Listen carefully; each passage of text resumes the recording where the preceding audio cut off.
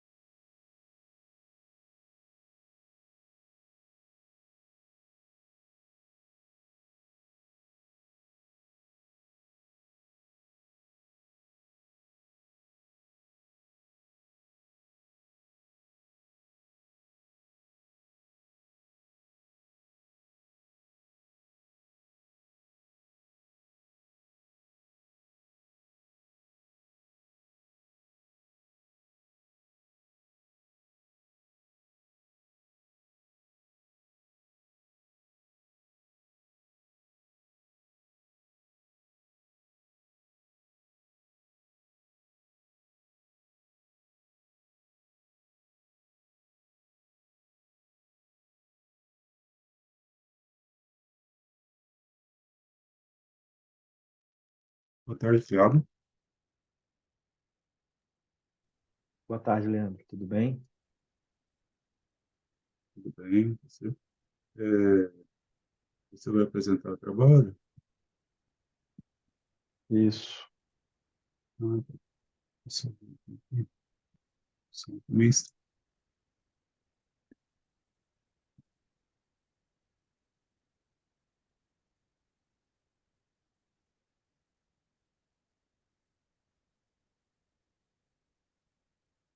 Qual que é o seu trabalho mesmo? Eu vou fazer um teste aqui, porque de manhã eu tive um probleminha no compartilhamento do som. Quero ver se vai dar certo. Quero fazer É um teste. governança corporativa em fintechs. Nossa,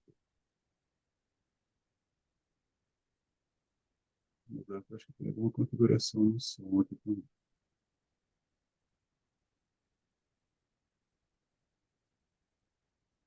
Mas, todos, vamos ver aqui.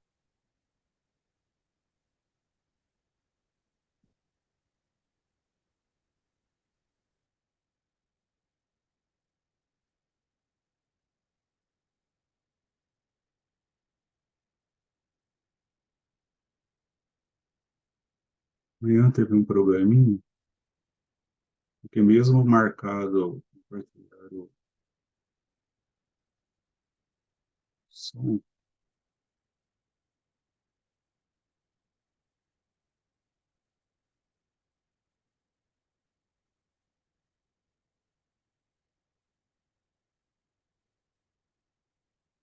Mestre em administração pela Must University e a orientadora desse trabalho você está foi a ouvindo? professora Bem, Graciela Martiniano, que é PhD em. Neste Tô trabalho, ouvindo, nós tô tivemos ouvindo. como objetivo tá ouvindo estudar um bem? pouco sobre Tô ouvindo bem, tô se ouvindo as bem. fintechs Tá, adotam instrumentos de ótimo. governança corporativa e em que fase da maturidade.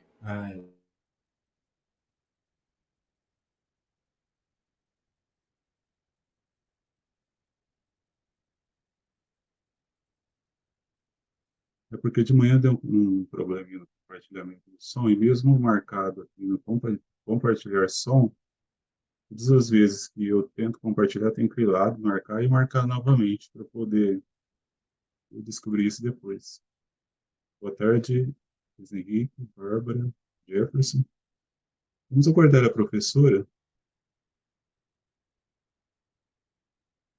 Boa tarde, Leandro. Eu vi que o Thiago estava compartilhando. É você que vai passar os vídeos ou somos nós? Eu mesmo passo. É porque Ah, tá. é que eu quis fazer um teste, porque de manhã, como eu tive algum probleminha aí no compartilhamento do som, e eu vi que era uma configuração no Zoom. Eu só estou fazendo o teste para ver se ficou. Vocês ouviram bem. Ah, não. É que eu também tô sendo líder de sessão e daí eu fiquei em dúvida, né? Pensei que talvez eu teria que passar. mas sem Vou problema. deixar aqui eu compartilhar.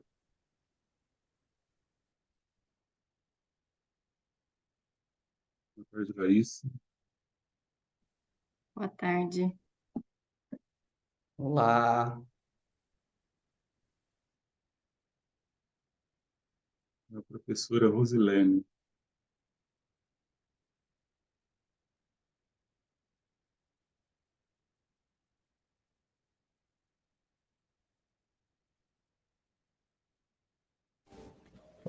Olá, boa tarde. Boa tarde, Eduardo. Boa tarde.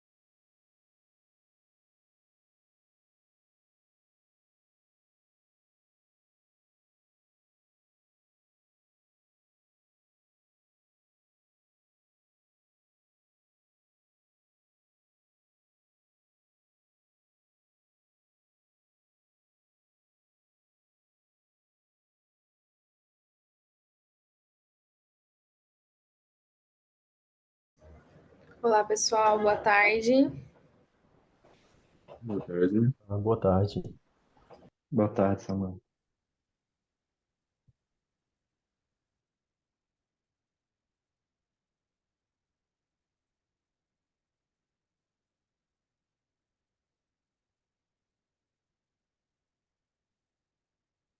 Bom, são 16 horas e a professora Rosilene não está presente, então eu acho que nós podemos iniciar, né? Para não perdermos tempo. Ô, Leandro, talvez eu possa mandar uma mensagem para ela no WhatsApp, se você quiser, porque foi minha professora no mestrado. Ah, faz favor, se você puder. Tá. Mas fique à vontade, tá? Para conduzir. Tudo bem. Ah, o professor Jefferson colocou no chat que mandou mensagem para ela. O professor Jefferson trabalha com a professora Rose também. Vamos Ah, tá. aguardar. Muito obrigado, professor. Ah, ainda estava no... Eu acho que nós podemos iniciar, então, para a gente não perder tempo. Depois, se ela entrar, aí ela continua, tá? Então, boa tarde a todos. Iniciamos agora, né, a sessão de apresentação de trabalhos da área de estratégia e organizações, governança corporativa, estratégia de organizações e estratégia competitiva. Então, serão apresentados os artigos. É possível inovar em organizações que têm na tradição fonte da identidade organizacional no estudo sobre capacidades dinâmicas em restaurantes longínquos. Segundo o artigo, as características dos comitês de auditoria em empresas brasileiras listadas no segmento Novo Mercado da V3, no período de 2017 a 2022. Terceiro artigo, percepções dos consultores de governança familiar sobre a preparação de futuros acionistas em empresas familiares. E o último artigo, governança corporativa em fintechs. Então, eu vou compartilhar com vocês o primeiro artigo.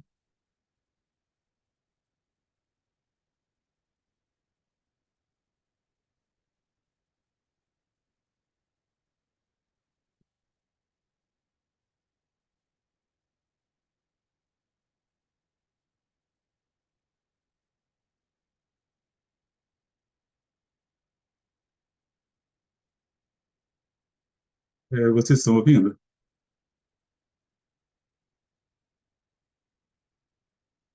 Não, Leandro, a gente não está ouvindo, só vendo. Tá.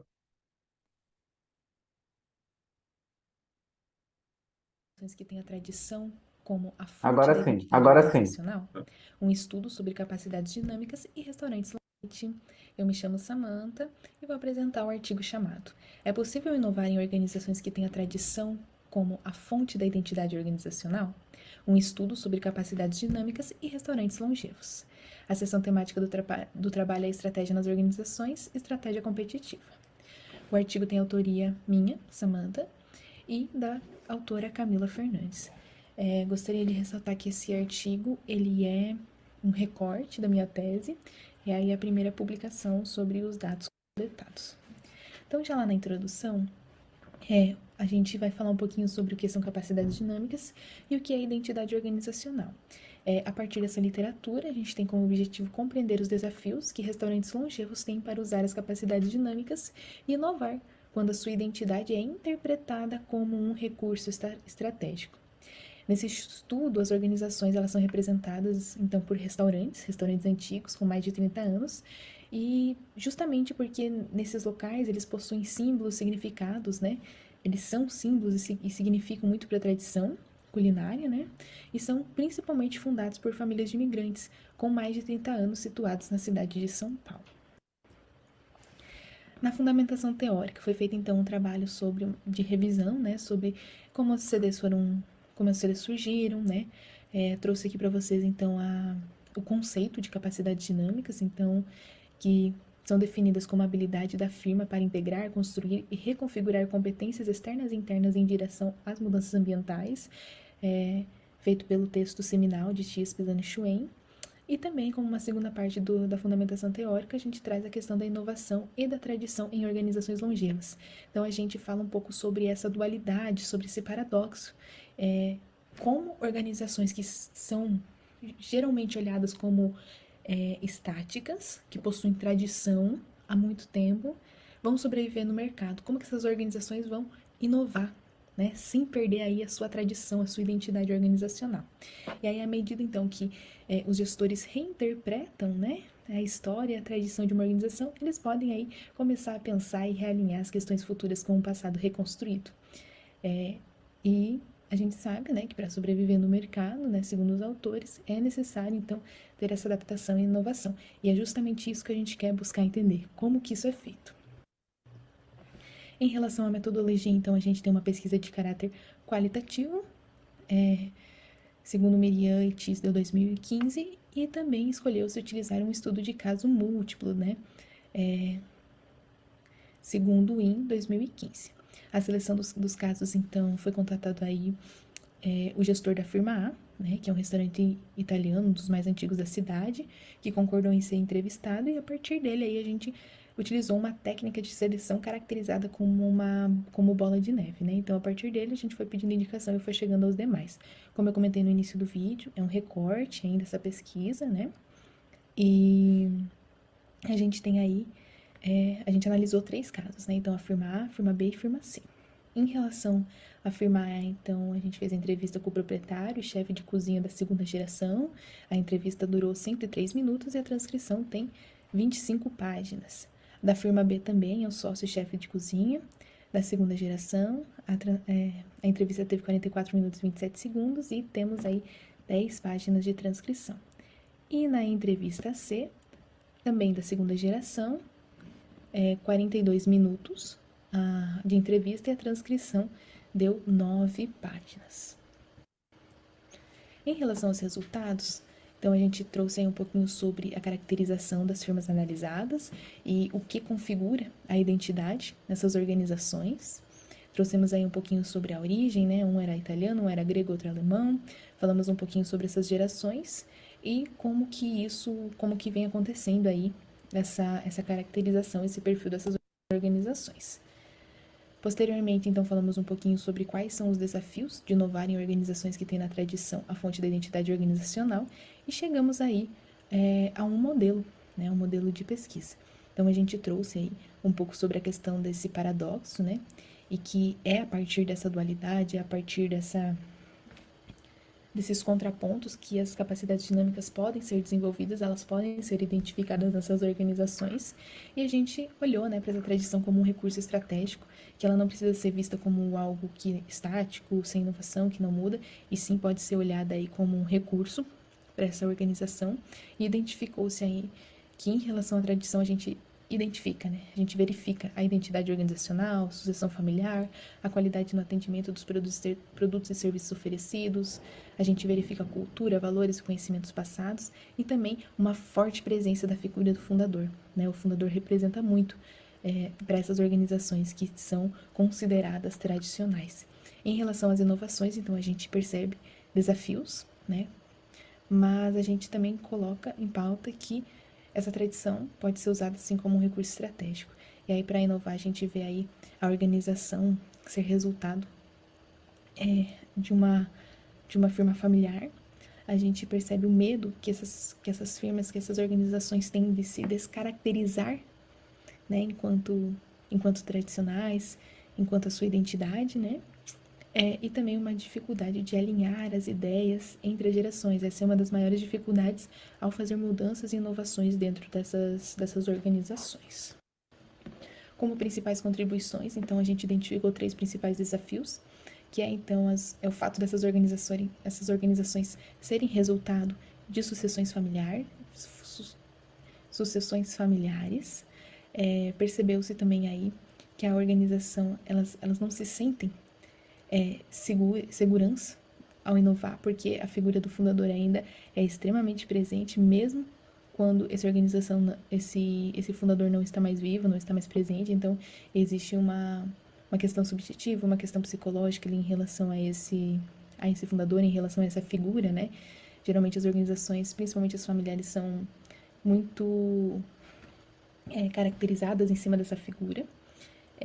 Também o último desafio está ligado aí à conexão, né, com esses antigos clientes e o receio de que por meio, né, dessas inovações, aqueles que já eram fidelizados, aqueles que já sempre iam, deixem de frequentar o estabelecimento por conta das memórias afetivas e as histórias que viveram na organização. O que eu quero dizer com isso, né? Então, esses proprietários, esses gerentes, essa família, né, que está em volta dessa organização, eles têm medo de que, se eles fizerem alguma mudança muito brusca, essas pessoas deixem de estar presente aí e frequentar o seu estabelecimento. Também é possível identificar as características que apresentam indícios de atividades que compõem o conceito de CDs, né, os microfundamentos, que a gente explica lá na fundamentação teórica, que é o 6 Insights in Reconfiguring. Então, elas são produzidas, né, por meio de ações organizacionais na atividade da gestão. E também foi possível identificar aí aspectos que reiteram a tradição e conferem identidade organizacional a essas organizações pesquisadas, né? Então, a história familiar, se proteger de mudanças, isso ser pensado, né? Aí são coisas que configuram este mercado.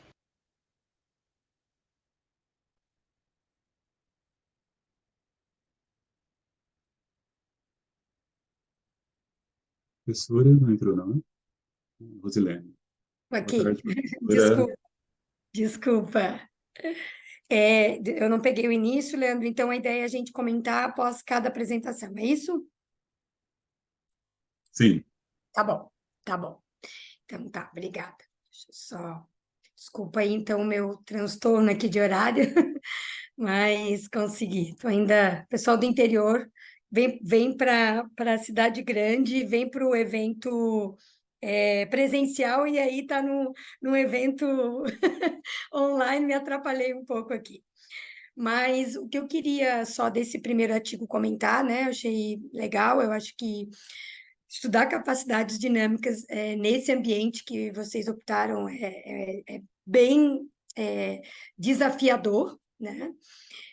Porque, principalmente, eu lembro, já tem um tempo aí que eu não trabalho com capacidades dinâmicas, mas eu lembro da época que eu trabalhava mais de um artigo bem interessante que tinha sido publicado internacionalmente, que eles avaliavam restaurantes, né, que foram avaliados pelo Guia Michelin, e como que você trabalhava a questão do recurso, né? Porque quando a gente estuda capacidade dinâmica, a questão do recurso, todo mundo sabe, é muito importante, porque as suas origens são, né, RBV, mas como é que você faz essa transferência de recurso, né? Que daí eu acho que a capacidade dinâmica é muito importante para explicar isso. Então, o que eu queria ouvir, né?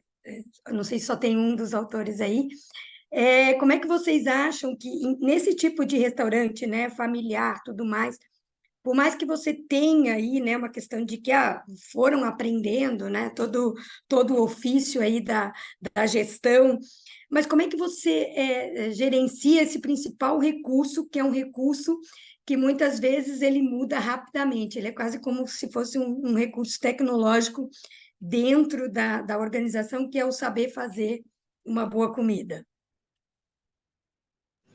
Perdão, prof. Então você quer saber sobre o recurso? Exatamente, Como ele muda? a transferência do recurso, mais especificamente. Basicamente, de geração para geração. Esse é o principal, o foco, né? Mas acho que temos recursos de N opções. E o que tu sentiu na entrevista é que esse medo da transferência de recurso de geração para geração, do saber fazer, não tanto da gestão, mas do saber fazer aquele produto que é o principal desse tipo de organização. Eles tinham esse medo ou não, e eles se preparavam para isso ou não? Alguns se preparavam, alguns não. Né? Não existe um consenso. Acho que é isso que eu posso responder. Tá certo. Então tá, acho que... E também o desafio, né, de fazer capacidades dinâmicas, claro, é difícil de você fazer um estudo quantitativo sempre, né, a gente sempre se bate nisso. Então, vocês utilizaram a metodologia adequada, até porque, né, a única forma de você captar aí um pouco essa parte de capacidades dinâmicas é com entrevistas mesmo, né, então acho que vocês também...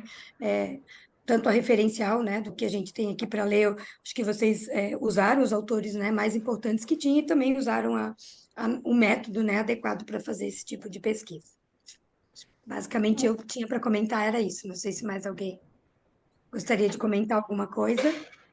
Gostaria de agradecer a professora pelas considerações, fico muito feliz. E com certeza vou pensar um pouco mais sobre essa questão dos recursos e focar nisso também. Da transferência, principalmente, que a capacidade dinâmica ajuda, né? A KBV, principalmente, né? A Knowledge Based Review ajuda a explicar isso bem. Sim, e também tem a questão de que a gente fez uma pergunta especificamente para isso. Então, cada um deu o seu relato sobre. Muito bem. Obrigada.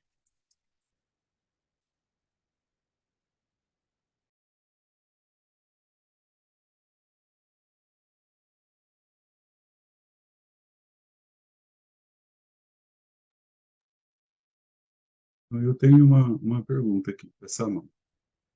Eu não... para mim aqui abriu somente o resumo. Foi só isso mesmo? Vocês enviaram o resumo ou o artigo completo?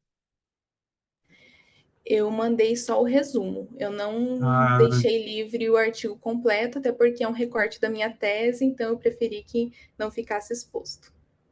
tá. Não, é porque eu tenho bastante curiosidade em relação a capacidades dinâmicas, porque é o tema também da minha tese de doutorado.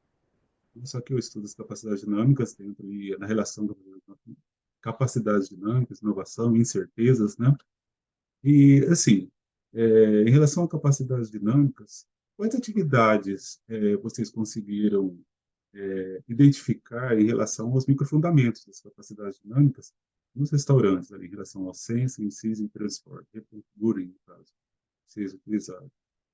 Né? Quais as atividades que vocês conseguiram identificar aí nos restaurantes em relação às capacidades dinâmicas? A gente percebe que, de certa maneira, eles conseguem analisar o mercado. Eles coletam essas informações, algumas empresas de maneira mais formal, outras de maneira mais informal. É visível a questão da reconfiguração dos recursos, até porque são restaurantes com mais de 30 anos, então eles, a partir desse monitoramento, eles passam a ficar obrigados a reconfigurar seus recursos, muitas vezes de maneira bem, como que a gente pode dizer? Sem muita inovação, uma coisa um pouco mais simples, sabe? E acredito que seja isso. Eles também, quando vêm oportunidades para ampliar, expor, eles também fazem isso. Entendi. Só mais uma curiosidade. Qual é o período mesmo que você realizou a sua pesquisa? É De 2022? 2020 a 2022, eu coletei entrevistas. Entendi. E você acha que, por exemplo, esse período, porque foi o período de pandemia, né? Sim, Você acha que este período foi assim, será que eles desenvolveram mais capacidades dinâmicas nesse período? Será que se comparasse antes da pandemia e durante a pandemia, quais seriam as características aí desses microfundamentos? Será que teria outros atividades que a gente poderia chamar de microfundamentos que complementariam os microfundamentos apresentados por TIS 2007? Leandro, eu acho que é uma excelente pergunta e um excelente insight para eu refletir isso na minha tese. Porque o que eu vejo? Com certeza essas empresas elas estavam passando por um momento difícil. Então, isso transparecia nos relatos. Hoje de manhã, na sessão Sapiens do artigo, o artigo foi selecionado para Sapiens, inclusive o professor comentou que isso é uma questão de contexto extremamente relevante que com certeza teve impacto aí nas nossas análises. Então, acho que é um excelente insight. Eu não sei te dizer agora especificamente, teve impacto, não teve por esse tal motivo. Não posso te falar isso. Mas com certeza é algo para a gente refletir e com certeza pensar sobre. Eu estou perguntando porque os artigos mais recentes sobre capacidades dinâmicas, principalmente os que vieram aí durante o período de pandemia, né, que estudaram os microfundamentos, eles trazem, né, essa complementaridade entre os microfundamentos e outras capacidades, né? Talvez seja interessante também, ou neste artigo ou em artigos futuros, vocês investigassem essa relação dos microfundamentos e outras atividades, né, que pudessem complementar os microfundamentos apresentados por Tice. Perfeito, agradeço esse insight, com certeza vai estar inserido aí nos próximos estudos sobre esse conteúdo. Professora Rosilene? Para mim tá ok já. Podemos passar para o segundo artigo? Tá, eu vou compartilhar. O segundo artigo, o título é As características dos comitês de auditoria em empresas brasileiras, listados no segmento Novo Mercado da B3, no período de 2007 a 2021.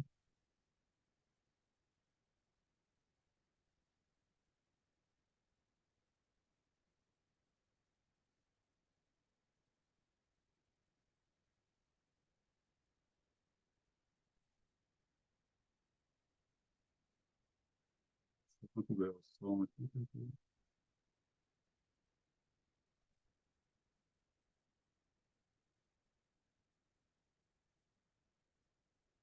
Características do Comitê de Auditoria em empresas brasileiras.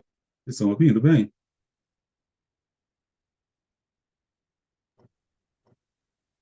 Eu estava. Tá. Sim, tá tranquilo. Olá a todos, meu nome é Eduardo e juntamente com Samuel e a professora Célia trabalhamos no artigo As características do Comitê de Auditoria em empresas brasileiras listadas no segmento Novo Mercado da B3 no período de 2017 a 2022. A economia mundial tem passado por diversas situações que impactaram significativamente no mercado de capitais mundial. Diante os casos de conflitos entre agentes nas empresas, adotou-se a governança corporativa.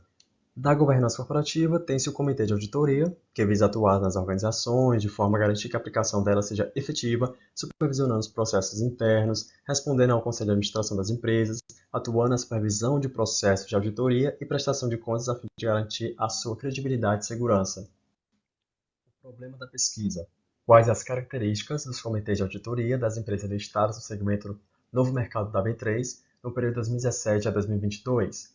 O objetivo geral: analisar as características dos comitês de auditoria das empresas listadas na B3 no Novo Mercado no período 2017 a 2022. E objetivos específicos: comparar a evolução das características dos comitês de auditoria das empresas listadas na B3 no Novo Mercado no período 2017 a 2022 e analisar os benefícios dos comitês de auditoria das empresas listadas na B3 no Novo Mercado no período 2017 a 2022. Contextualizando, o mercado de capitais mundial sofreu com algumas crises que causaram danos significativos, principalmente nos Estados Unidos, como a Grande Depressão e a quebra da Bolsa de Valores de Nova York.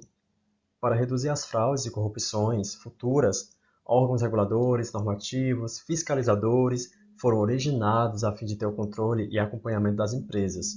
Como exemplos, em 1934, nos Estados Unidos, foi criada a Securities and Exchange Commission, semelhante à CVM no Brasil, em 73, a criação do FASB, e em 2002, sancionada a Lei Sarbanes-Oxley. No Brasil também tivemos, em 94, a criação da governança corporativa, em 99, a criação dos códigos das melhores práticas de governança corporativa, em 2000, a criação do segmento do mercado pela B3, em 2003, regras mais específicas para a criação dos comitês de auditoria em instituições financeiras, e em 2017, a aprovação do regime do novo mercado pela B3, com vigor a partir de 2018. Quanto aos estudos anteriores, eles apresentaram 4 características aos comitês de auditoria, que são o tamanho do comitê de auditoria, a expertise dos membros, a independência dos membros e a participação feminina.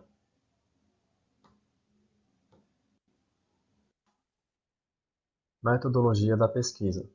Quanto aos objetivos, é uma pesquisa descritiva. Quanto ao objeto, pesquisa qualitativa. Delineamentos, foram utilizados bibliográfico e documental. Quanto às técnicas para coleta de dados, foi utilizada análise documental. E quanto às técnicas para análise de dados, foi utilizada análise descritiva. O estudo levou em consideração o universo de 202 empresas, das quais 197 possuíam um comitê de auditoria instalado, conforme os documentos analisados. A amostra é composta por 59 empresas. A razão pela qual foi feita essa filtragem se deve à escolha das empresas que possuíam um comitê de auditoria instalado, conforme os documentos analisados, em todos os períodos do estudo, 2017 a 2022. A análise resultou 4 características dos comitês de auditoria das empresas analisadas aderentes ao segmento do mercado B3, no período 2017 a 2022, que são o tamanho do comitê, expertise dos membros, independência dos membros e a participação feminina. Quanto ao tamanho do comitê de auditoria, de acordo com as normativas, legislações e regulamentações vigentes, recomenda-se que os comitês de auditoria tenham no mínimo a média de 3 membros. O estudo verificou que as empresas da amostra, em sua maioria, atendem às recomendações. Em 2017, havia 39 empresas com 3 membros e 8 com 4 membros. Em 2022, houve uma queda das empresas com 3 membros, 32 empresas, e aumento das empresas com 4 membros, 14. Em geral, tem-se um crescimento de 77,97% das 59 empresas com 3 e 4 membros no período de 2022. Quanto à expertise dos membros, destacaram-se algumas especialidades que são requeridas aos membros para compor o comitê de auditoria: em administração, em auditoria, em contabilidade, em economia e em finanças. Dessas, em média 50 empresas apresentaram membros com expertise em administração, seguida da área de contabilidade, com 38, e da área de economia, com 37 empresas. Observa-se que, quanto à expertise em auditoria e em finanças,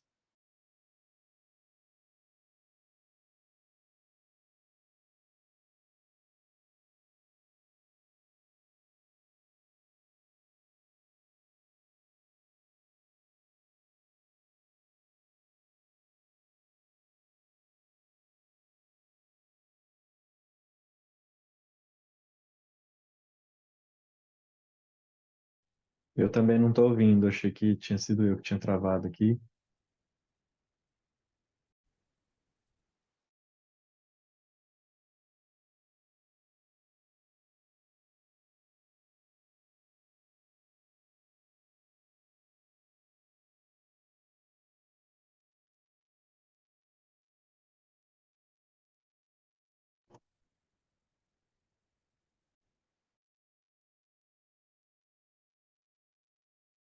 E caído a conexão?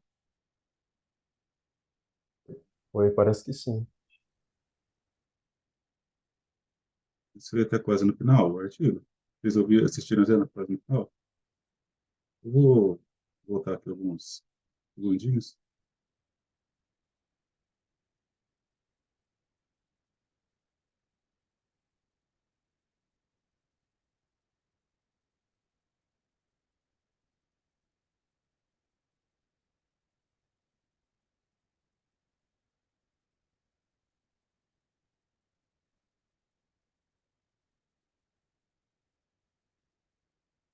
Cinquenta e 55% na quantidade de Até aqui vocês viram?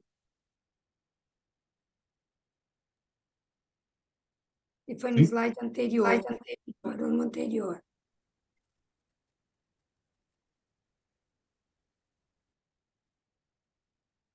Isso?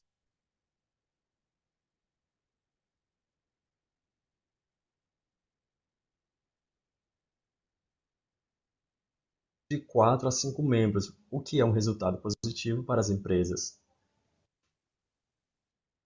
Quanto à característica participação feminina, que se refere à presença de mulheres na composição dos comitês de auditoria, o estudo resultou em uma média de 1 a 3 mulheres presentes nos comitês.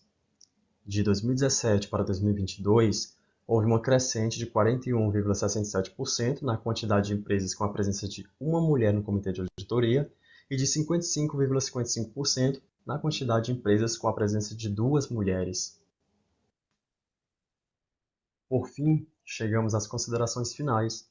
Respondendo ao problema da pesquisa, quais as características dos comitês de auditoria das empresas listadas no segmento Novo Mercado na B3 no período 2017 a 2022, o estudo resultou em 4 características: tamanho do comitê, expertise dos membros, independência dos membros e participação feminina.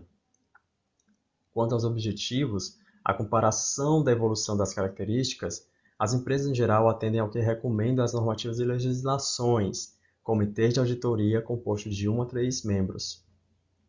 Quanto à expertise, a quantidade de membros se apresentaram baixa, pois o estudo resultou em uma maior proporção de membros com conhecimento, formação e qualificação em áreas distintas das requeridas, o que dificulta lidar com as demonstrações financeiras, auditoria, contabilidade societária e atender legalmente à legislação vigente.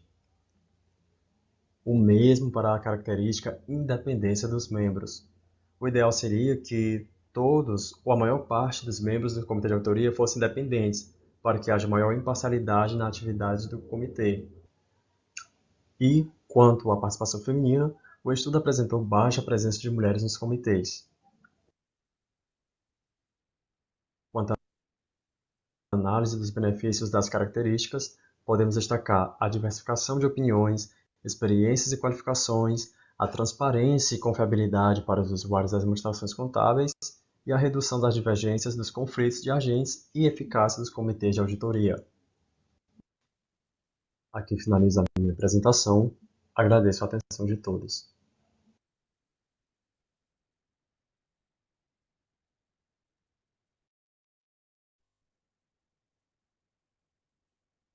Posso comentar, Leandro? Sim, professor. Fique à vontade. Sim.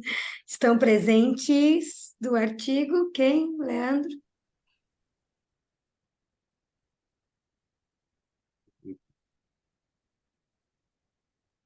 No caso, eu sou só eu, o Eduardo. Só o Eduardo? Só. Eduardo. Tudo bem, Eduardo?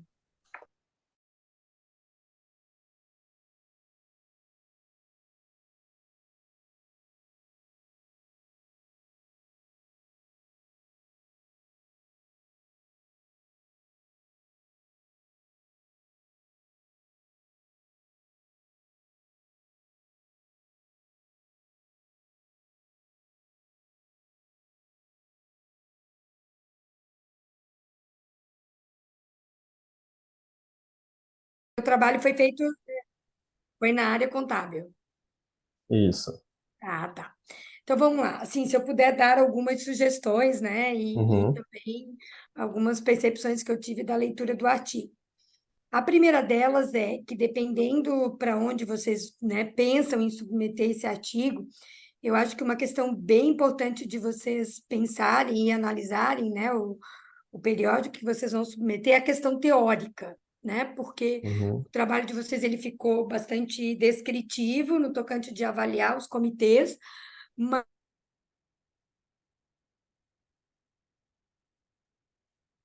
Tá travando. Travou mesmo, professor. Travou. Enquanto a professora não volta, alguém tem uma pergunta? Voltou. Professora Rosilene? para mim, é que para mim tá ok, a minha rede tá boa, eu estou no hotel, a minha rede tá ok, para mim não trava. O que eu perguntei para o Eduardo é a questão teórica, né? O que o artigo deles está bastante descritivo, eles fizeram uma análise dos comitês,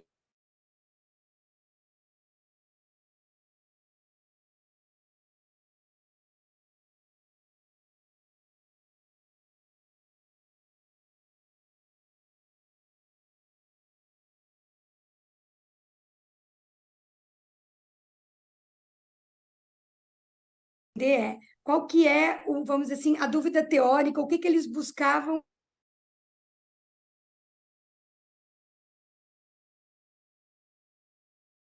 o que vocês buscavam entender quando pensaram em fazer essa pesquisa.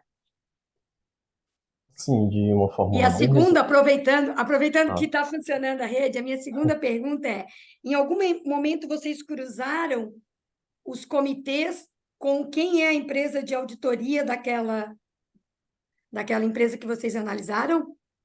Era uma das pronto, Big Five, provavelmente era uma das Big Four, né? pronto. Peraí, uma pergunta de cada vez, que às vezes o raciocínio falha. Mas que a internet. A primeira pergunta é em relação à Qual foi teoria, né? a questão teórica? É Tá. Na questão teórica, a gente sempre falha. Pode só refazer a pergunta? A primeira. a questão teórica, qual foi vamos dizer assim, a dúvida teórica que vocês queriam responder? Ah, certo. Assim, na verdade, esse trabalho foi um TCC, né? Uma monografia. E assim, a gente tentou fazer dentro do tempo, realmente, para poder concluir a graduação, tudo direitinho. Então, a gente não teve, digamos, pelo menos eu, e não tive tempo suficiente de... ah, o vídeo dela caiu, alguma coisa? Não, eu estou ouvindo super bem, eu estou Ah, ouvindo tá. super bem. Ah, certo. Pronto. A gente não teve tempo de dar uma ênfase mais detalhada ao trabalho, certo? Então, a gente buscou mesmo dar uma... Não inovar, atualizar, digamos assim, a questão dos comitês de auditoria, as suas características, o que mudou de uns tempos para cá, porque há trabalhos realmente que foram feitos anteriormente, levando em consideração essa questão das características dos comitês, claro, com outras questões, mas a gente queria trazer uma atualização do mercado em relação a esses comitês de auditoria.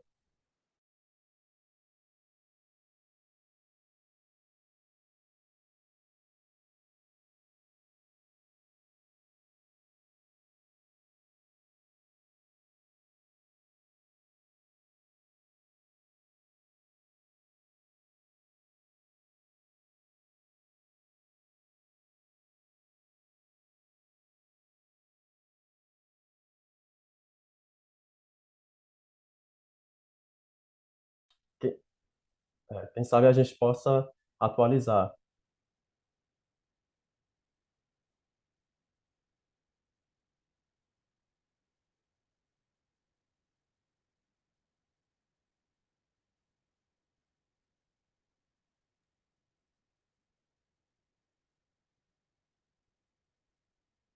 Mais alguma pergunta? Professora Rosilene? Não, da minha parte, ok, obrigada. Não, por nada. Então, como já terminou o tempo, eu acho que já podemos passar para o terceiro artigo, e depois no final, aí a gente apresenta aí outras contribuições, quem quiser fazer algum comentário.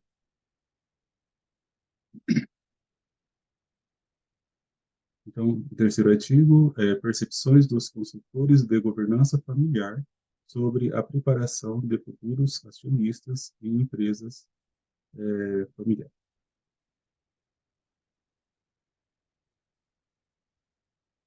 Quem que vai apresentar? Quem que apresentou o vídeo? Está presente?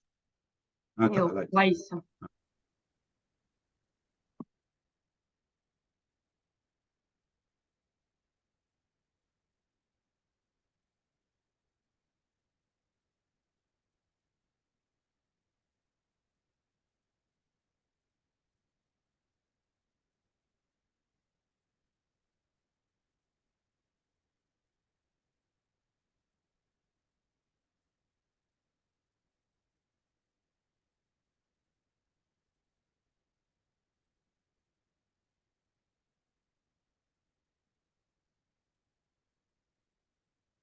Moura e, em conjunto com Ana Paula, Luiz Henrique e Jefferson, nós conduzimos o estudo. Olá, eu sou a Laísa Cortez Moura e, em conjunto com Ana Paula, Luiz Henrique e Jefferson, nós conduzimos o estudo Percepções dos Consultores de Governança Familiar sobre a preparação de futuros acionistas em empresas familiares. Em nossa introdução, trouxemos alguns dados da área no país, como, por exemplo, que 90% das empresas no Brasil têm propriedade familiar, elas representam 65% do PIB e empregam cerca de 75% da força de trabalho. Os índices de sobrevivência dessas empresas são baixos, sendo que apenas 5% delas permanecem ativas até a terceira geração aqui no Brasil e aproximadamente 19% se mantêm ativas até a terceira geração a nível global. A governança familiar se apresentou como um sistema que ajuda a unir e mediar a relação do indivíduo e da família com a empresa e que a sua adoção se torna importante para enfrentar esses desafios e garantir a continuidade das empresas familiares. Portanto, o objetivo geral desse trabalho foi verificar a percepção dos consultores de governança familiar em relação ao processo de preparação de futuros acionistas em empresas familiares. No nosso referencial teórico, nós abordamos 3 temáticas, como a governança familiar, a sucessão em empresas familiares e a preparação de futuros acionistas de empresas familiares, e trouxemos a discussão de estudos já realizados. Matias e Franco comentaram que a determinação de alguns instrumentos ajudam e podem aumentar a probabilidade do sucesso desse processo de sucessão, como, por exemplo, um processo de sucessão, um conselho de família e o protocolo familiar. E que também o planejamento prévio desse processo de sucessão e a identificação de potenciais futuros acionistas também podem ajudar e ter um impacto positivo na sucessão dessas empresas familiares. Na nossa metodologia, nós conduzimos uma pesquisa de natureza descritiva, com abordagem qualitativa, utilizando a coleta de dados primários por meio de entrevistas semi-estruturadas, de forma online, utilizando a plataforma Zoom. Consideramos a população-alvo os consultores de governança familiar que possuíam experiência mínima de 7 anos na área de desenvolvimento humano e que eram reconhecidos nas suas áreas de atuação. A coleta foi realizada entre os meses de janeiro e abril de 2023, e após as entrevistas tivemos cerca de 174 páginas transcritas, garantindo assim a precisão das informações apresentadas no trabalho. Quanto à análise de dados, foi a partir das transcrições, usamos a abordagem do Bardan em 3 etapas de pré-análise, exploração do material e tratamento dos resultados.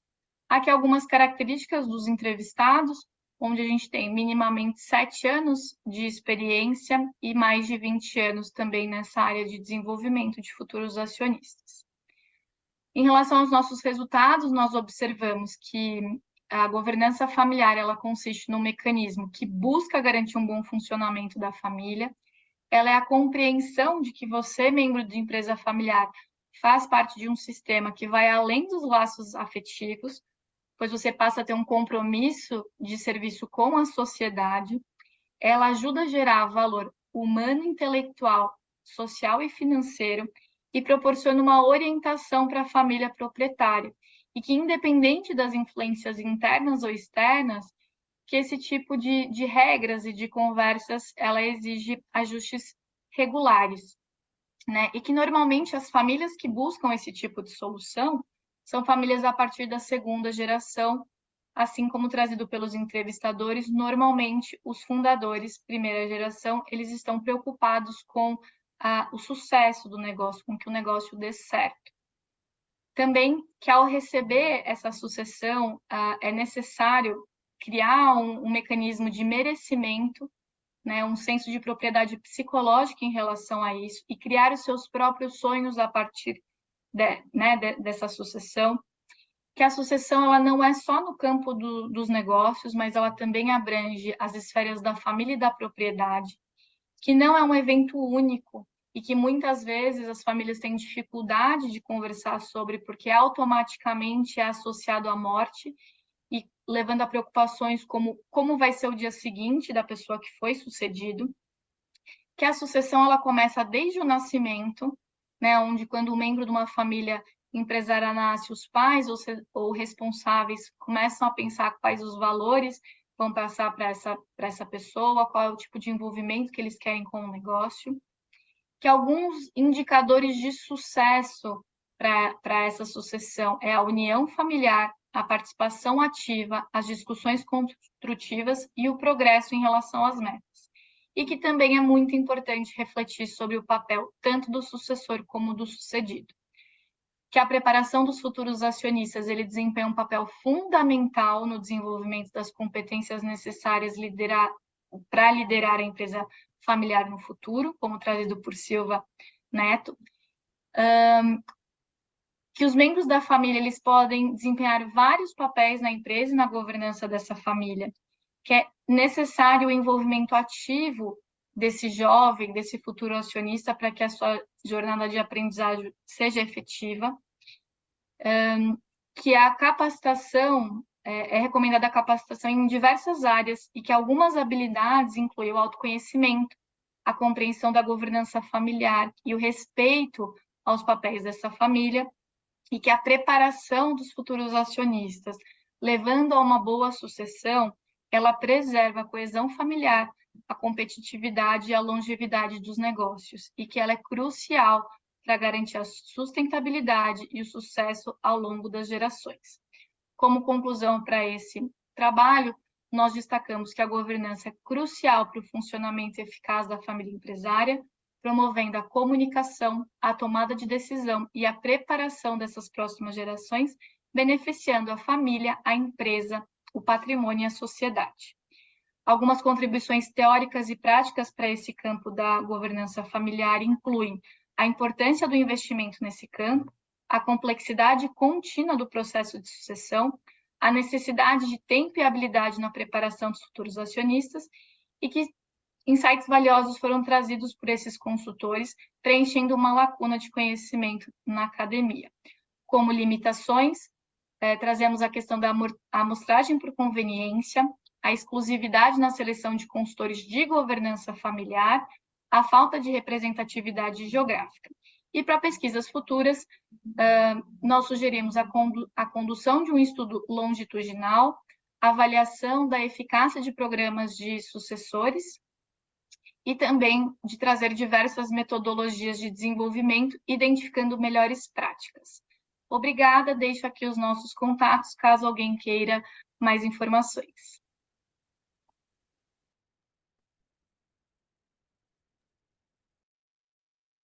Obrigada, Laísa.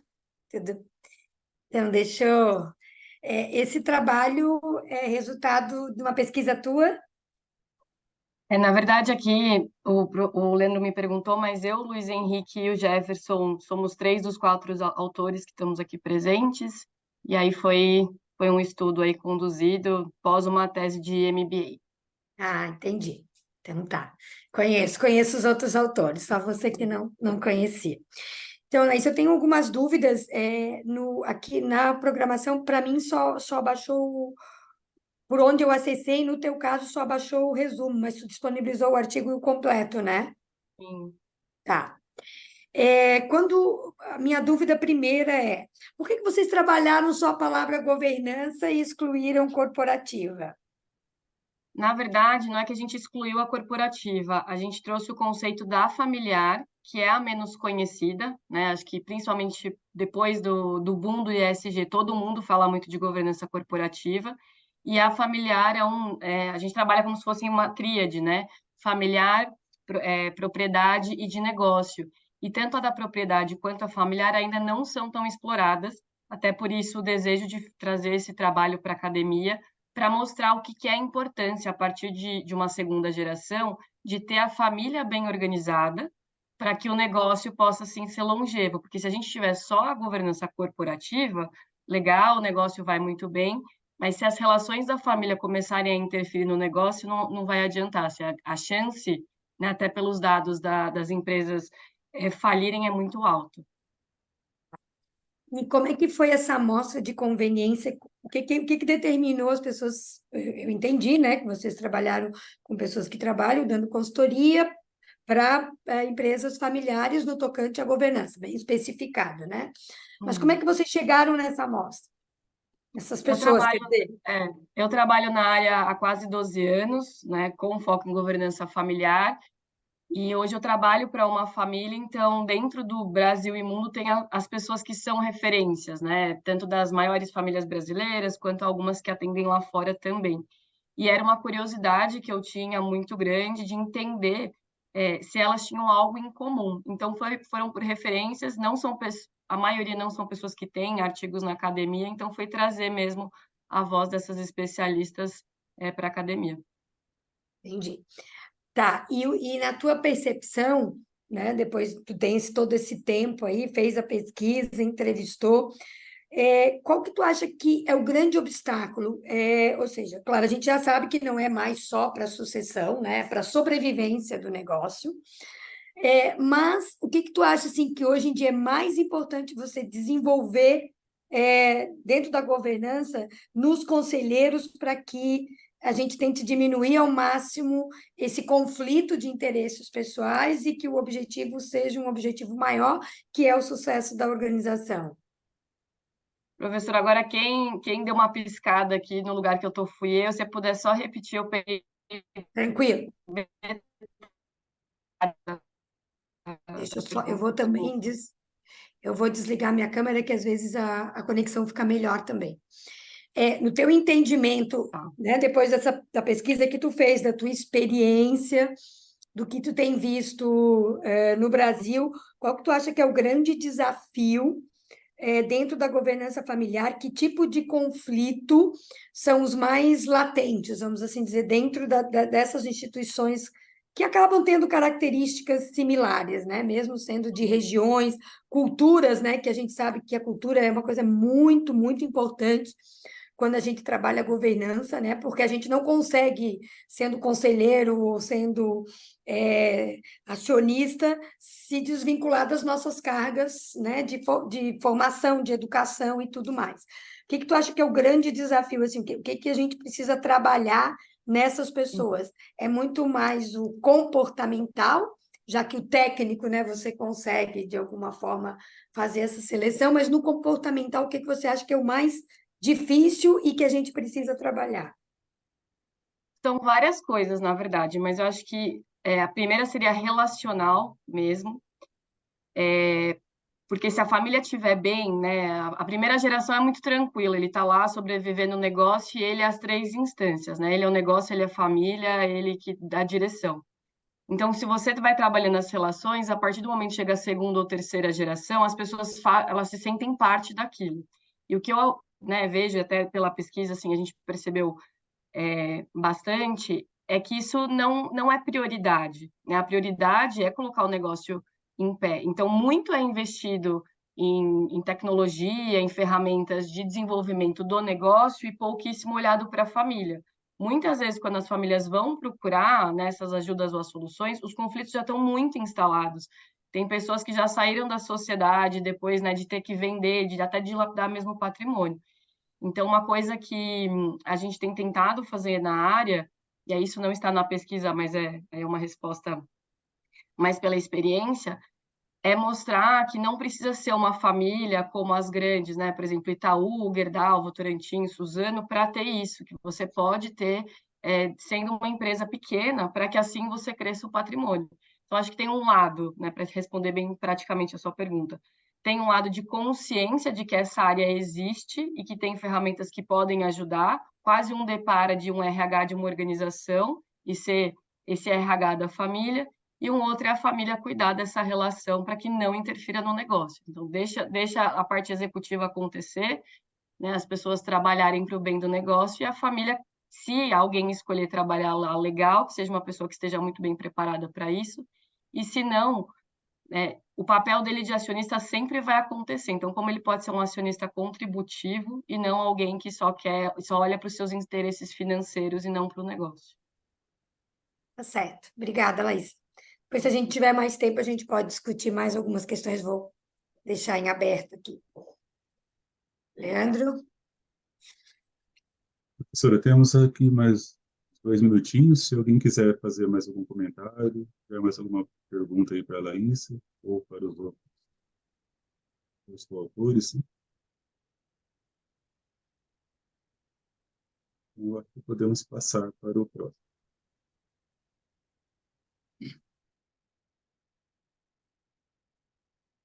Então, o quarto e último artigo, o título é Governança Corporativa em Fintechs.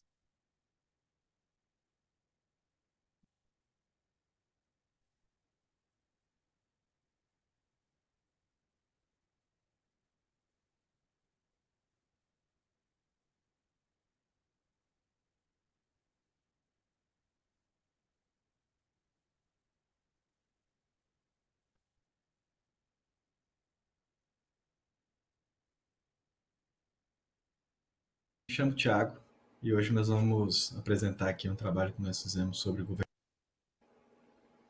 Olá, eu me chamo Thiago e hoje nós vamos apresentar aqui um trabalho que nós fizemos sobre governança corporativa em fintechs. Bom, eu sou o Thiago, como eu disse, mestre em administração pela Must University, e a orientadora desse trabalho foi a professora Graciela Martiniano, que é PhD em administração. Neste trabalho, nós tivemos como objetivo estudar um pouco sobre se as fintechs adotam instrumentos de governança corporativa e em que fase da maturidade delas elas adotam esses critérios, esses instrumentos, principalmente se elas seguem o que é sugerido pela literatura na medida da evolução dessa maturidade, e também entender se adotar ou não impacta a capacidade de captação de recursos via investimentos. Bom, como metodologia de pesquisa, a gente fez uma pesquisa qualitativa, exploratória, descritiva, indutiva, além de interpretativa. Nós adotamos estratégia de pesquisa qualitativa com estudo de casos múltiplos. Foi feita coleta de dados primário via entrevista semi-estruturada, e as entrevistas foram definidas intencionalmente. Ainda na metodologia de pesquisa, os critérios de seleção das empresas foi elas terem passado por todas as fases, ou pela maioria das fases de maturidade propostas pelo Instituto Brasileiro de Governança Corporativa, ter se relacionado com o ecossistema de inovação do Banco Central do Brasil, que é o regulador deste mercado, o próprio tamanho da empresa. Então, o tamanho, a gente dividiu essa seleção entre quantidade de colaboradores e volume de faturamento, e a própria disponibilidade de participação dos fundadores ou gestores principais na entrevista. E a gente selecionou, né, com essas características, a gente selecionou 3 fintechs especificamente. Fazendo aqui uma rápida reflexão e revisão da literatura sobre governança corporativa, Fama Jansen trazem essa visão de que as organizações são um conjunto de contratos escritos e não escritos. O IBGC traz essa visão em 2019 que governança corporativa é um sistema, e Kreuzberg e Vicente, também em 2019, trazem a visão de que governança corporativa pode ser vista como um processo. Então, aqui a gente tem uma visão da governança corporativa como sistema, como um processo a ser adotado, evoluído, E essa visão de que as organizações são um conjunto de acordos e de contratos escritos e não escritos que acabam impactando na operação. Conceituando um pouquinho de startup tem essa visão, esses 4 pontos muito claros. Então, são organizações emergentes, inovadoras, geralmente escaláveis e muito dinâmicas no seu processo. E trazendo um pouco das fases de maturidade que são definidas ali pelo IBGC, a gente tem 4 fases principais, sendo elas ideação, que é esse estágio embrionário, a validação, que é o MVP, o teste de mercado, a tração, que é uma expansão de clientes e um aumento de receita, e a escala, que é essa expansão geográfica e crescimento em ritmo acelerado. Eu trouxe aqui uma visão geral de alguns das principais especialidades das startups. A gente tem fintechs, B2B services, logtech, edtech, proptech, healthtech e vários outros techs. São diversos tipos de startup que existem, e a gente resolveu se atentar exatamente a fintechs. E aí, por que fintechs, né? Fintechs lideram o volume de investimento em startups, então, globalmente, são o tipo de startup que mais consegue captar recurso no mercado. Elas atuam em um ambiente extremamente regulado, em cada jurisdição tem o seu próprio regulador, e esses ambientes são extremamente regulados. Elas têm um alto potencial de causar danos sistêmicos, ao mesmo tempo em que elas têm uma complexidade muito grande, uma opacidade dos modelos de negócio muito forte, e elas têm um alto poder tecnológico e uma grande capacidade de escala. Como resultados ainda das pesquisas, né, ainda da pesquisa, das entrevistas, eu gostaria de destacar algumas coisas aqui. Então, o primeiro ponto que eu acho importante é que, de todas as entrevistadas, todos os fundadores tinham conhecimento sobre os instrumentos de governança, seja por causa das suas experiências pregressas, ou seja porque realmente atuaram em instituições que já tinham governança muito clara.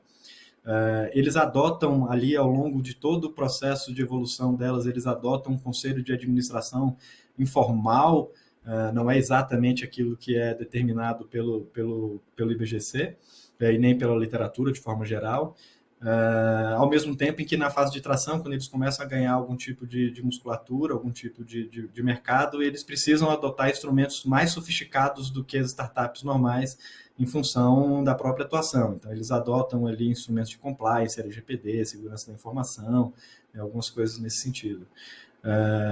Ainda na fase de escala, eles ainda não adotavam instrumentos sugeridos pela literatura, e nem mesmo, uma coisa que nos chamou muita atenção, foi que nem mesmo os acordos formais entre os sócios estavam claros já nessa fase de escala. Com a evolução do trabalho, a gente acabou apresentando um framework de estrutura de instrumentos minimamente ideais para serem adotados em cada fase, já considerando o próprio modelo de negócio. E aí eu destaco aqui, na ideação, ter um acordo de fundadores muito claro, na fase de validação, ter regras claras de entrada e saída de novos sócios, isso impacta severamente o negócio.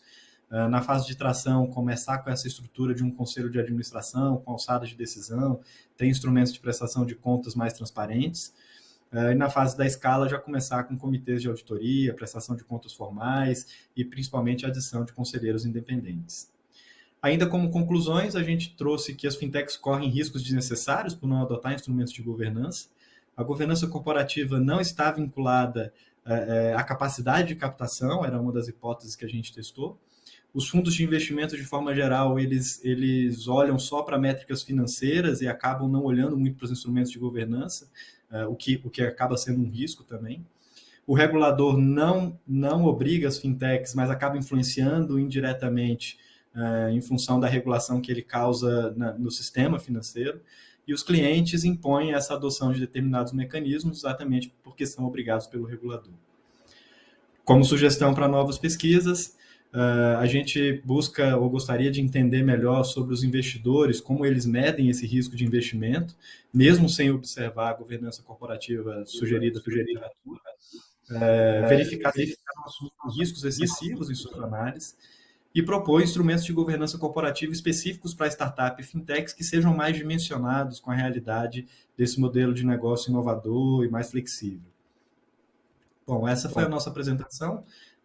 Aqui estão os meus contatos, Thiago Pittman, pittiman@gmail.com, meu LinkedIn, a mesma coisa para a professora Graciela. Eu agradeço muito vocês que estavam aqui nos assistindo e fico à disposição para debater, para conversar e para tirar dúvidas sobre esse nosso trabalho. Muito obrigado, um ótimo dia para vocês.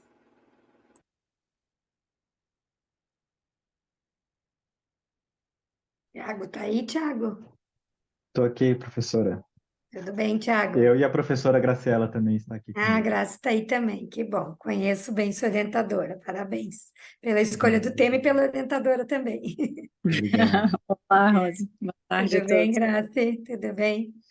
Então, Tiago, é legal, né, vocês estudarem aí um ambiente que é bastante desafiador, né? Quando eu li o teu trabalho e hoje de manhã eu fui numa palestra e se falou bastante, né, sobre governança em startups. Daí eu falei, nossa, não é à toa que hoje tem a apresentação e aí eu pensei, vou ver a opinião do Tiago quanto a isso. Tu trabalha nesse tipo de empresa ou não? Eu não trabalho especificamente numa startup nem numa fintech. Eu atualmente trabalho na Federação Nacional de Associações dos Servidores do Banco Central. E aqui na federação a gente tem alguns programas de aceleração para fintechs. Então Sim. a gente suporta os programas de inovação do Banco Central, que são os LIFT, os Laboratórios de Inovação Financeira e Tecnológica. E também tem programa de aceleração específico para fintechs já no nível de maturidade um pouquinho maior, que aí já desse ecossistema do Banco Central, né? Então a gente atua especificamente com diversas fintechs do mercado. Legal.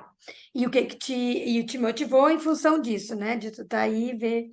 Então, a minha pergunta é mais no sentido assim, dado o ambiente super dinâmico que é esse tipo de empresa, muitas vezes ela tem sócios com visões muito diferentes, né? E você tem tomada de decisões aí de curto, médio e longo prazo. Quando a gente fala em governança, muitas das decisões são de longo prazo, que você está pensando, né, em atingir lá o que a gente sempre diz, quer queira, quer não, é o retorno para o acionista, né?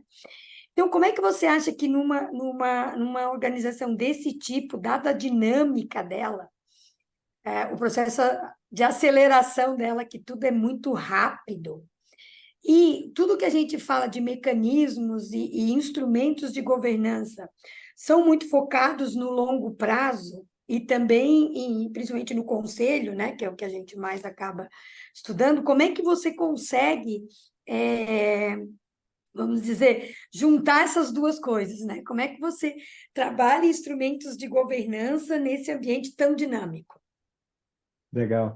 Eu acho que a governança corporativa, de forma geral, ela tem muito um entendimento, principalmente do mercado, talvez não da academia, mas muito do mercado, de que ela acaba se tornando uma burocracia dentro do processo. E aí tem exatamente essa dualidade entre adotar instrumentos de governança e garantir a capacidade de inovação e garantir a capacidade de inventividade do próprio modelo de negócio que uma startup adota. O que a gente avaliou dentro da própria pesquisa é que ao longo do processo acontecem muitas coisas dentro de uma startup, e aí eu vou dar um exemplo que me parece ser muito claro, que a governança poderia ajudar, poderia colaborar para que a solução daquele conflito fosse de uma forma mais saudável para o negócio, que é o objetivo central, né? Então, é muito comum em startups de qualquer tipo, mas destacadamente na área de fintech, é muito comum, por exemplo, ter troca de sócios, né? Então, tem sócios que são sócios fundadores e, ao longo do processo, as fintechs, pela sua própria característica, eles precisam captar muito recurso, porque normalmente elas concedem crédito, elas avaliam crédito, elas fazem a movimentação de muito recurso financeiro. Então, ela precisa captar recurso. Quando ela capta recurso, acaba entrando mais um acionista no negócio, né? Então, eventualmente, esse acionista que entra não está exatamente alinhado com a visão daqueles fundadores. Em algum momento, um desses fundadores resolve sair. E aí eu vou dar um exemplo que a gente viu acontecendo aqui, né? Inclusive com uma das fintechs que foram analisadas. Normalmente essas estruturas, elas são assim, tem lá 3, 4 fundadores, cada um deles com uma especialidade, um de negócio, um de tecnologia, um de mercado, um mais de gestão. E aí, quando entrou um novo sócio, o de tecnologia resolveu sair, o fundador que era de tecnologia resolveu sair. Como não tinha acordo de sócios, ele simplesmente levantou da cadeira e falou, estou indo embora. Se tivesse um acordo de sócios, poderia pelo menos ter garantido que a inteligência que ele tinha do negócio pudesse permanecer no negócio. E na hora que ele saiu, simplesmente a fintech acabou, desmontou toda a operação. Né? Então, eu acho que é exatamente nesse critério, nesse ponto, que é importante os fundadores pensarem o que eu posso adotar, às vezes de documento, né? Às vezes de acordos que fazem parte da governança corporativa, que não impedem necessariamente o desenvolvimento da inovação, que não impedem necessariamente o processo do negócio, mas, ao mesmo tempo, garantem a sustentabilidade do negócio no longo prazo, como a senhora bem disse. Então, acho que é mais ou menos nesse contexto. Né? Sim, eu concordo contigo, ou seja, a gente é mais ou menos a mesma lógica da empresa familiar, mas sem aqueles Exatamente. vícios, né, da coisa familiar, mas que você tem que ter mecanismos aí para que você não, no caso aí que tu deu foi um exemplo, né, de que a empresa simplesmente deixou de existir, né? E nessa área ainda tem muito aquilo que tu falaste que é muitos sócios que entram e saem, você tem muito capital de risco, né, investidor anjo, venture, private, e aí que colocam dinheiro e querem sair num determinado momento, né? E se a empresa não estiver preparada para isso, o próprio valuation dela vai ser comprometido, né? E se ela tiver esses instrumentos, isso vai protegê-la mais, né?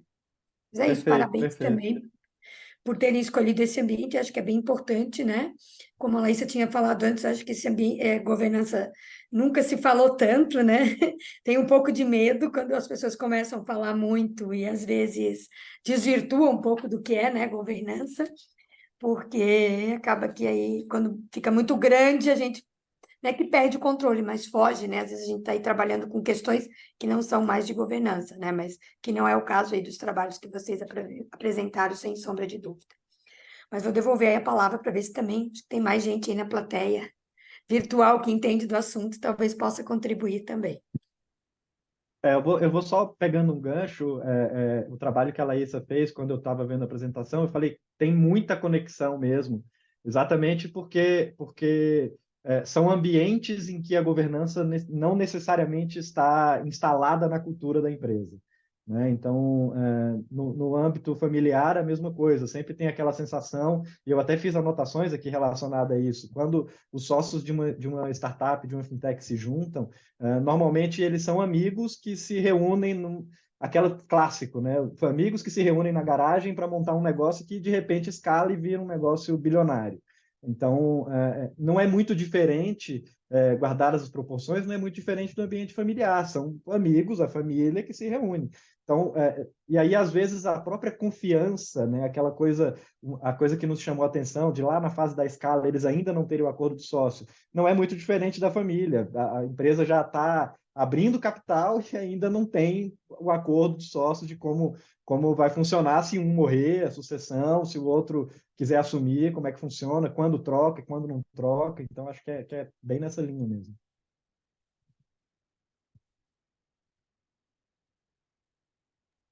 Mais alguém aí quer comentar? Temos tempo ainda, ó. Sobrou ainda uns 15 minutinhos.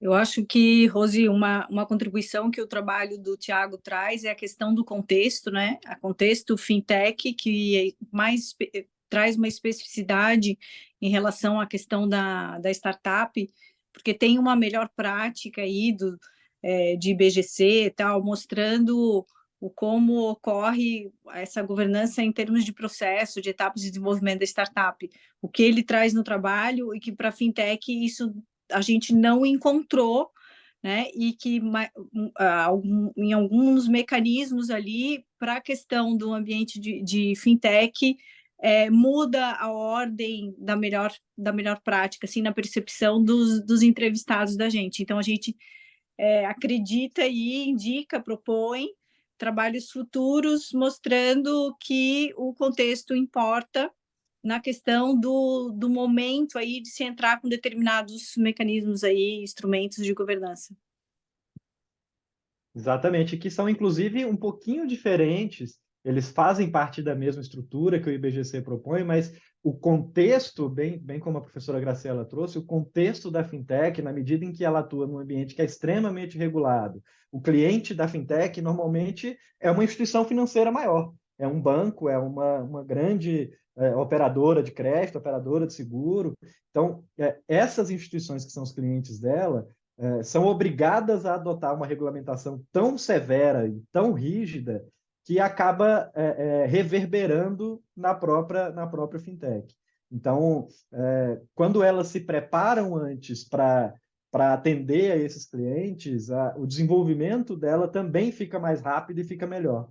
Né? Então, a gente conseguiu entender isso e mostrar isso muito claramente no trabalho.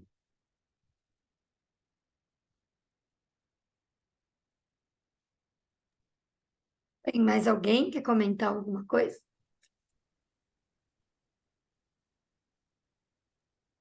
Professor, eu quero fazer um comentário, né, a respeito do trabalho ali de governança familiar.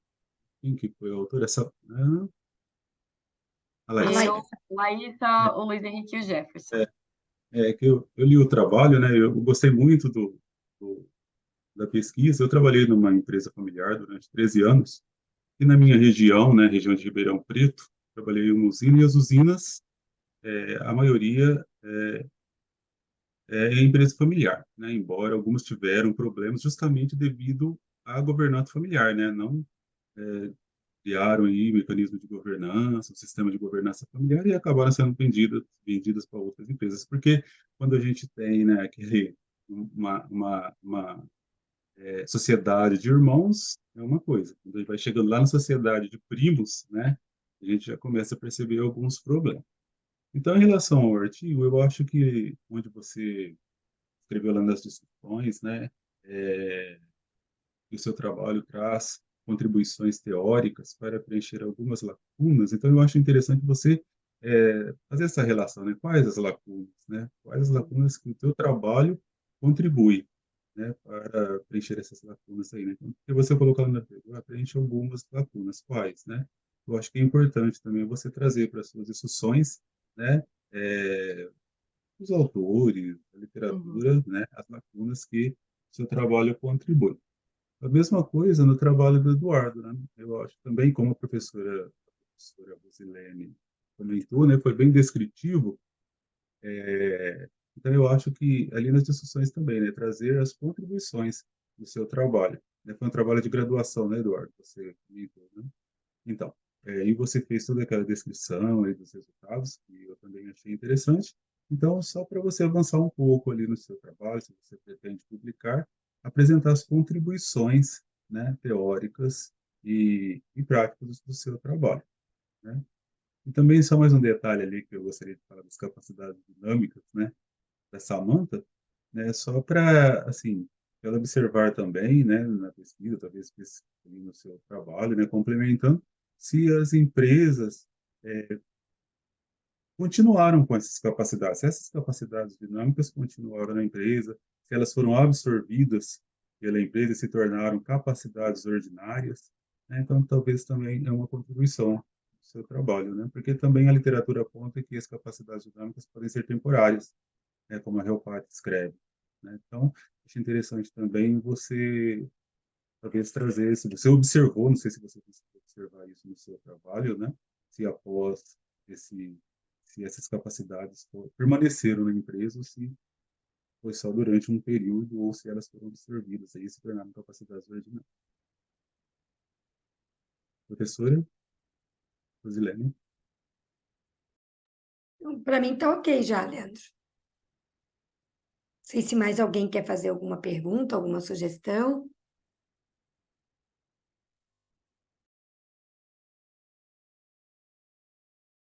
Acho que é a última Temos, sessão do evento, né? O pessoal tá todo mundo cansado já. temos alguns minutos.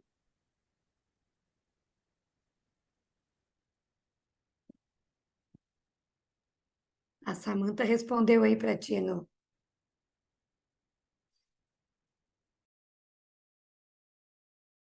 Isso, responde no chat. O Leandro disse que também está trabalhando CDs com a tese dele, então se ele quiser conversar um pouco mais sobre em outro momento, a gente pode também. Parabenizar todos os trabalhos também.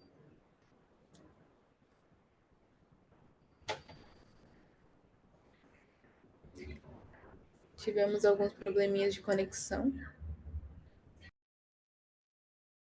Professora quer encerrar a sessão?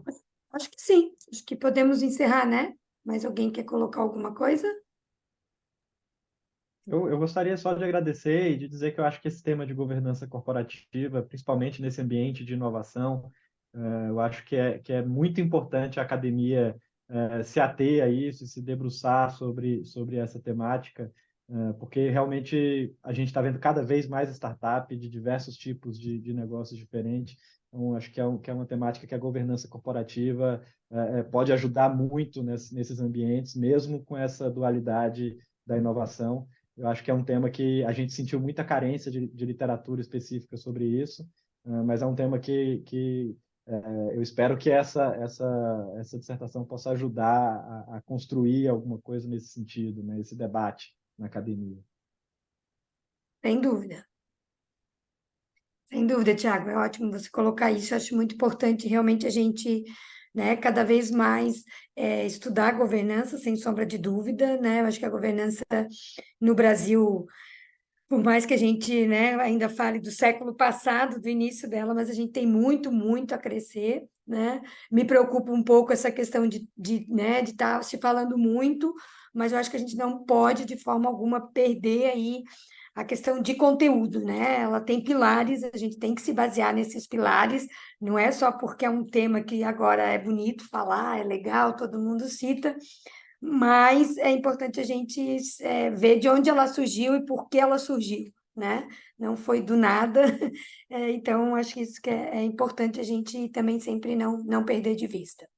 Por isso que é muito importante a gente discutir na academia, porque é a academia que vai dar também sustentação para isso, né? Que o mercado está tão ávido aí por utilizar.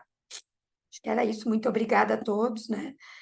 Bom final de semana e até o próximo CBAD aí em 2024. Muito obrigada a todos, obrigada pelas contribuições. Professora Rosilene, foi riquíssimo o debate, muito obrigada. Leandro também. Parabéns a todos. Muito obrigado, pessoal. Até logo. Bom final de semana. Até mais. Tchau. Tchau, Tchau, tchau. tchau.